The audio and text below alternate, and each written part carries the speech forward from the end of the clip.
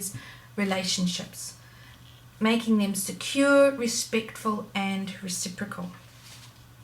So these principles actually underpin the whole of the early years learning framework. And these 5 principles reflect contemporary theories and research evidence concerning children's learning and early childhood pedagogy. They underpin everything. So they underpin the practices as well as the early years learning outcomes, which you can see on the right. So it's all well and good to have all of these fancy words and all of that, but what does it actually mean in practical terms? What does it mean for you? How do you do it? How do you build relationships that are secure, respectful, and reciprocal? Well, have a look at these. So let's see. To build secure, respectful, and reciprocal relationships, I'm going to give you some ideas. You can think of some other ways, but here's a good start. So the first thing is to be attuned to children's thoughts and feelings. Be devoted to a child's sense of well-being. Respect and value children so they become confident and secure. Give priority within your programs, within your centres, within your daycares to nurturing relationships. Provide consistent emotional support. Help children to value collaboration and teamwork. Help children to learn their responsibilities to others, and help children to see the value of others and feeling empathy. So those are just some ideas. There are probably millions of other things that you could add to that list, but it's a good start. And I think in general, if we all treated one another this way, that would be an amazing place to start to build relationships. So when we're thinking this way, what an opportunity for the children that are in our care to come into an environment like this where we are really considered and thoughtful about these things. Here are some practical ideas now of how you can implement some things within your early learning setting. So let's have a look at those. Some practical ideas for relationships.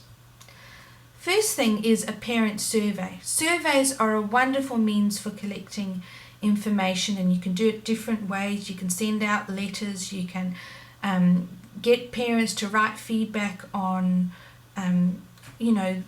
boards at the beginning of the day. Lots of different ways that you can collect information, but very, very powerful. Next, you can drawing self-portraits is one of those things that helps children to come in and know that they've got a place in your class, and you can do this throughout the year.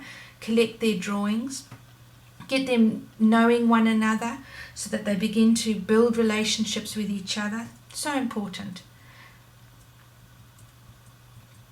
Next, social and emotional programs. There are many programs out there that you can buy, that you can implement. I've seen ones with puppets that are fantastic, and they talk about different qualities. And often these qualities want to build resilience in children, want to build their social and emotional fibres and characters. So there are programs out there. Maybe you need to implement one. Have a think about it with your team and see if you need to, as a whole group, implement something for all the children in your care. Collect and display children's autobiographies. Again, collecting autobiographies written by the parents.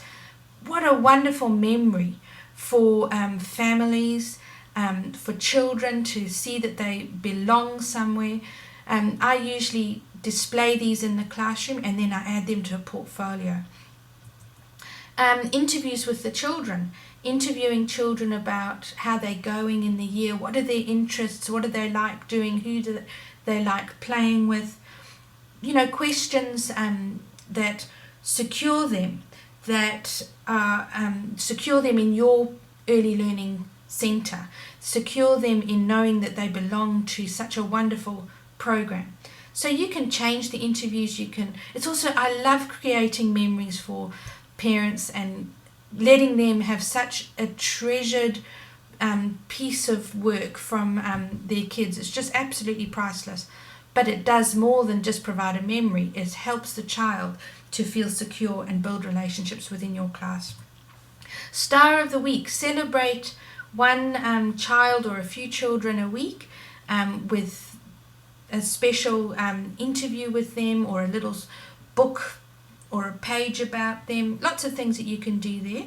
And finally, class books are also fantastic. All the experiences that you have as a class, or you can document those, send the books home, and it just provides a warm, loving, appreciative environment of where the children are and where they come every day to spend their time. So there are just some ideas.